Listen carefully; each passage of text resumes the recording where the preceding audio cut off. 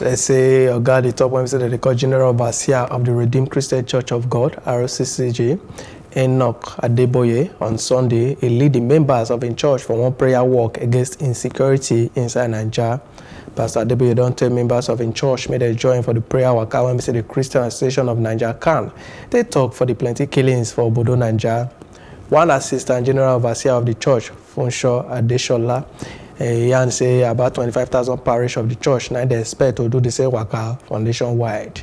C.A.N. President Samson Ayokunle, we don't talk the plenty Waka before, as they ask for divine intervention to stop the killing of innocent Naija people and they give the government the power to stop the terror for the country. Early, Plus Civil Africa yarn with one pastor, Itwa Igado, and he shook mad for the security palaver for the country. Well, the immediate trigger was the killing of the pastor in the Middle Belt recently, the head of C.A.N there. Right. That was the immediate trigger. But it had been brewing for quite a while, where it seems as if a lot of the killings, especially in the Middle Belt and up north, have been lopsided towards the Christians. Even today, a young Christian Reverend Father was also killed. Okay, some other person's wife was abducted. So the president of the Christian Association of Nigeria called a 3-day fast and prayer and said it should be ended on Sunday with a protest march throughout the streets of wherever you are. Right. So we followed that instruction. We did our fast. We're fasting anyway. Right. Yes. We did our prayers. And then we also led a protest march down Ligali Henry through Victoria Island, down City of David Road, back. And then we did some prayers as we went along and pronounced some blessings over Nigeria. And also invoked the Spirit of the Almighty to come and bring peace in this country.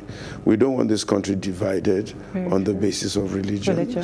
We don't want this company exposed and compromised by lack of security. You know, one of the biggest failings of this government right now is their seeming inability to deal with the security issues in our country. And it is getting almost worse on a daily basis. In the time of President Jonathan, we had challenges, we were a bit worried, we were a bit concerned, but now it seems as if we're almost helpless. You know, I was born in Ibadan, I grew up in Ibadan. Even as a young child, I would leave Lagos at 9 p.m., go to Ibadan. I went to King's College initially, and then I'll just leave and go travel anywhere. My cousin traveled from our village in Isha to Ibadan, and he came by himself, was 8 years old. I said, how did you come? Do that now. He says, anybody who has a mouth doesn't get lost. I can never forget that. But last year, for the first time, I agonized going to Ibadan. Wow. Because some people have been kidnapped in Ijebu. Just along the road. Even on the Ibadan Express, on the expressway. It never used to happen. Absolutely. You might find the odd armed robber trying to shoot at your car, blah, blah, blah, which has happened to me. But that you are kidnapped. Children coming from University of Ife were kidnapped. A friend's wife went to visit in Benin. Between the airport road, she was kidnapped and held hostage for 2 weeks. I mean, it's unbelievable.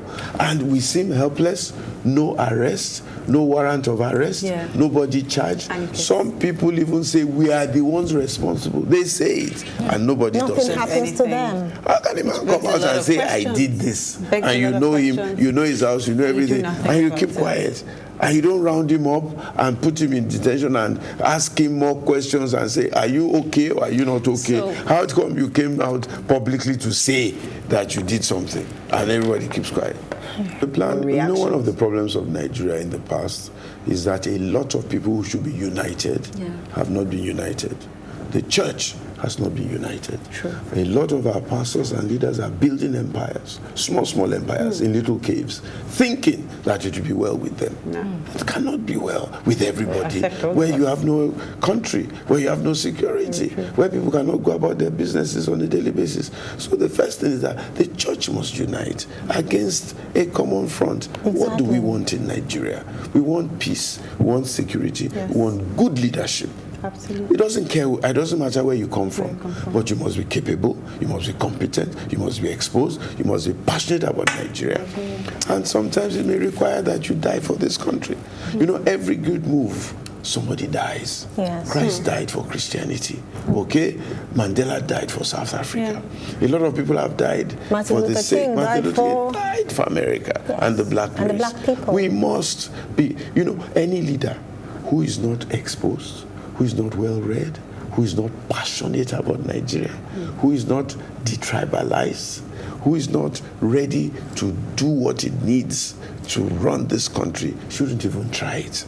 We are not going to agree anymore in this country that just anybody will just wake up and say, I want to be president. From where to where? You must prove that you have the skill, the competence, the passion, the exposure, the energy, and the knowledge to govern 200 million of some of the most brilliant people in the world. And then we are begging the issues about leadership, and we're all sitting down, we're folding our hands. Again, this country must be restructured.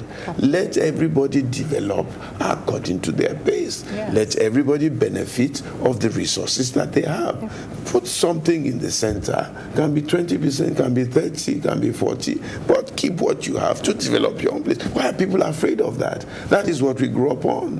When I grew up, the Northerners had the cotton, they had groundnuts, they were doing well. We grew up on cocoa, with free education on cocoa. The Easterners had palm kernel and palm nuts. What is the problem? Those things are still there, even more today. There's gold, there's bitumen, there's bauxite, there's manganese. In the north, they are mineral rich. Why can't we develop those minerals and use it to run our country? If I was president of Nigeria, we would not import food. Why? If you can't eat it, if you can't grow it, don't eat it. Why should we import?